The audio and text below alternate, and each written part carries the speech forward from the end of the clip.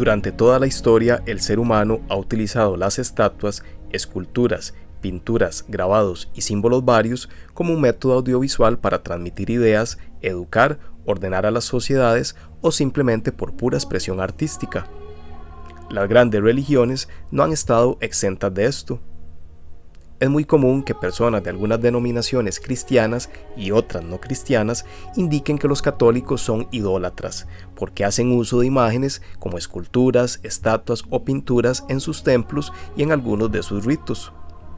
Estos señalamientos se escuchan de manera más frecuente cuando se acerca la Semana Santa, pues es la época del año en que miles de imágenes procesionan por las calles de muchos países del mundo donde se profesa el catolicismo. Éxodo capítulo 20, versículos 4 al 5. No te harás ninguna escultura y ninguna imagen de lo que hay arriba, en el cielo o abajo en la tierra, debajo de la tierra en las aguas. No te postrarás ante ellas, ni les rendirás culto, porque yo soy el Señor tu Dios, un Dios celoso. La cita anterior de la Biblia hace pensar que dichas palabras contienen una prohibición absoluta de hacer o tener cualquier tipo de imagen, y como los católicos las tienen, se podría pensar que actúan contra la Biblia. Entonces, ¿adoran imágenes los católicos?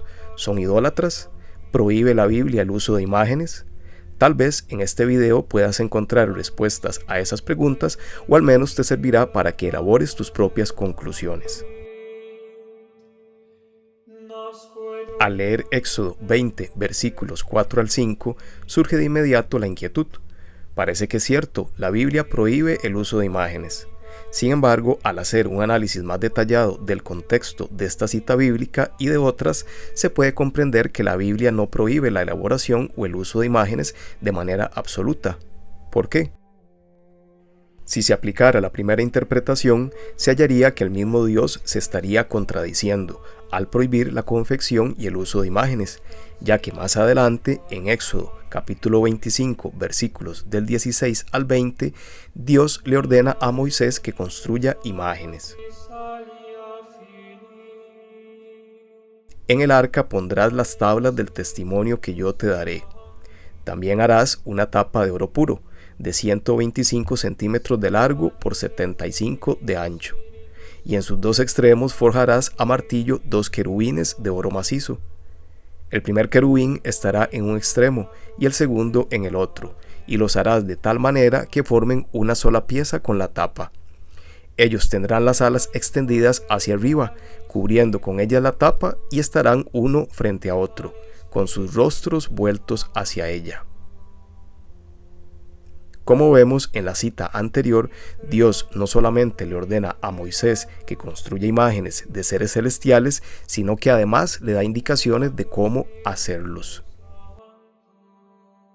También en Números capítulo 21, versículos del 7 al 9, el mismo Dios se vale de imágenes para llevar a cabo un milagro. El pueblo acudió a Moisés y le dijo: «Hemos pecado hablando contra el Señor y contra ti. Intercede delante del Señor para que aleje de nosotros estas serpientes». Moisés intercedió por el pueblo, y el Señor le dijo: «Fabrica una serpiente abrasadora y colócala sobre un asta, y todo el que haya sido mordido al mirarla quedará curado». Moisés hizo una serpiente de bronce y la puso sobre un asta, y cuando alguien era mordido por una serpiente, miraba hacia la serpiente de bronce y quedaba curado. El caso anterior llama bastante la atención, porque el objeto que Dios manda a construir a Moisés es una serpiente, animal que en el libro del Génesis representaba al maligno. ¿Por qué mejor no una imagen de un ángel o cualquier otro ser celestial, que cuando las personas la miraran fueran sanadas? Bueno, pues porque Dios quiso que fuera la imagen de una serpiente, y porque queda muy claro que muchas citas bíblicas deben ser entendidas dentro de un contexto y no de manera aislada. Dios no se puede contradecir, pero entonces, ¿cómo se explica el pasaje de Éxodo capítulo 20, versículos del 4 al 5? Queda claro que la Escritura no prohíbe cualquier tipo de imagen, pero sí hacer imágenes que sean ídolos o falsos dioses. En la religión católica, las imágenes no son dioses o ídolos, sino que a través de la historia han sido instrumentos para evangelizar y catequizar, sin olvidar que también han sido parte de la expresión artística del ser humano durante muchos siglos. Éxodo 20, 4 al 5 hace referencia al contexto en que vivía el pueblo israelita de esa época, rodeado de pueblos paganos, como los egipcios y fenicios, que sí empleaban imágenes o esculturas como dioses. Ellos adoraban al objeto como si estuviese dotado de propiedades divinas. Por otra parte, en la religión católica se venera a la imagen por lo que representa y no al objeto en sí. Ahora cabe aclarar dos definiciones: adorar y venerar. Adorar es rendir culto a la divinidad y a todo lo que tiene que ver directamente con ella. En la religión católica se adora únicamente a Dios.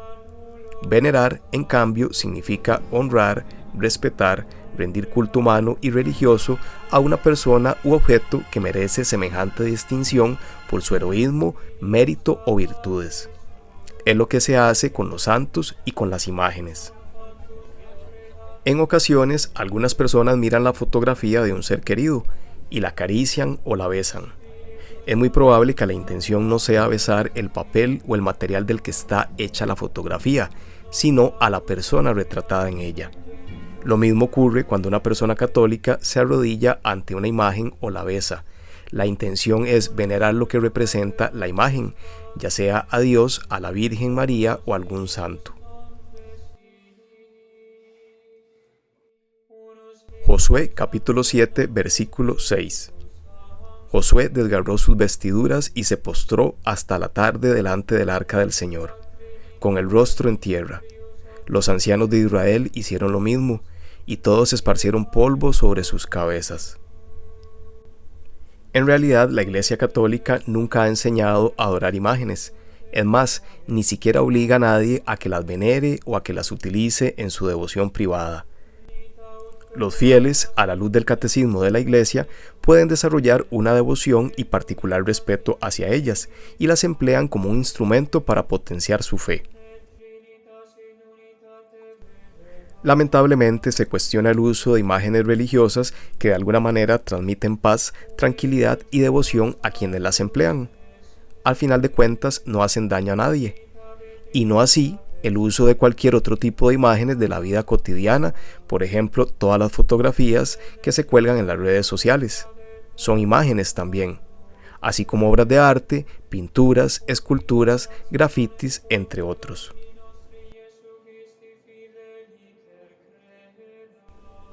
En la vida cívica de los pueblos, muchas veces se emplean las imágenes como bustos y estatuas para rendir homenaje a personajes históricos relevantes, caudillos, héroes, expresidentes, entre otros. Y esto no quiere decir que se les esté adorando, simplemente se está honrando su memoria.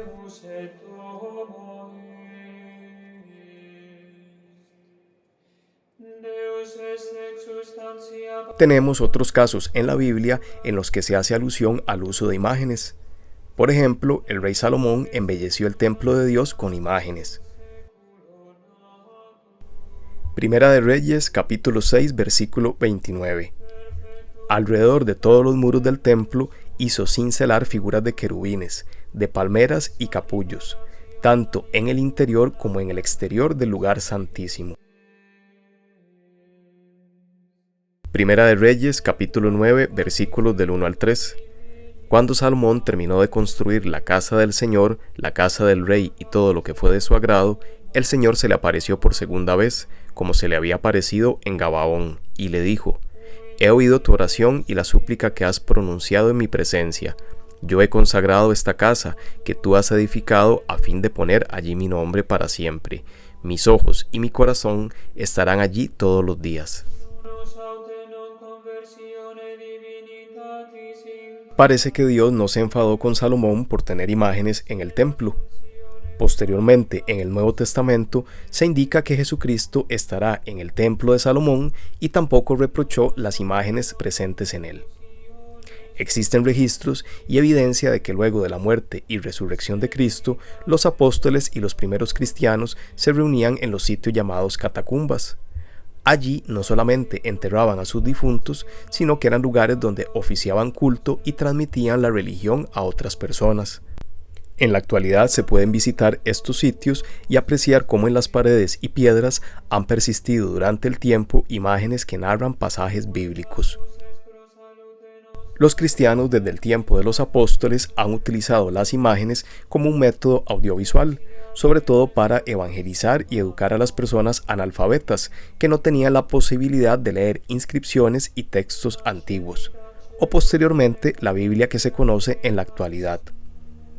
Las imágenes fueron y siguen siendo libros abiertos que describen y explican los textos bíblicos y las tradiciones orales del cristianismo. Finalmente, Dios ha dado el talento a muchos artistas para que plasmen en sus obras tanto la realidad humana como la divina.